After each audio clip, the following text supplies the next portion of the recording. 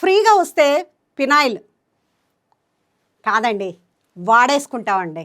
ఏమండి, ఫ్రీగా వస్తే ఎందుకు వాడుకోమండి, మాకు గవర్నమెంట్ ఇస్తుందంటే ఎందుకు వాడుకోమండి అన్నట్టుగా తెలంగాణ ప్రజలకి మరొక సరికొత్త సువార్త తెలంగాణ సర్కార్ అందించబోతుందండి. ఏంటంటారా?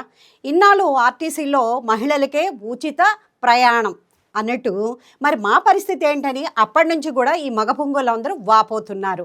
సరే, మీరే కాదు, మీతో పాటు మిగతా వర్గాలందరికీ కూడా మేము ఫ్రీ జర్నీ ఇస్తామని చెప్పేసి మన తెలంగాణ ప్రభుత్వం వాళ్ళు అభయం ఇచ్చేశారంటండి. ఇప్పుడు గవర్నమెంట్ వాళ్ళు తీసుకున్న నిర్ణయం ప్రకారం ఎంఎంటీ రైల్లో ఫ్రీ సర్వీస్ జర్నీని అందరికీ ఇస్తున్నారండి. అందరూ అంటే ఎవరనుకున్నారు? చిన్న పెద్ద ఆడ మగ ముసలి ముతక అందరికీనండి. ఎప్పుడు అనుకుంటున్నారా? ఇంకెప్పుడు?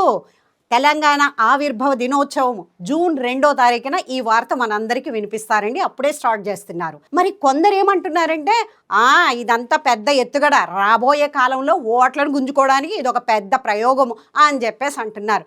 సర్లే, మీ అభిప్రాయం మీదైతే మాలాంటి పేదవాళ్ళకి ఇది చాలా ఉపయోగమే కదా అంటున్నారు సగటు ప్రజానీకం. మనం అందరం ఆలోచించవలసిన విషయమే కదా.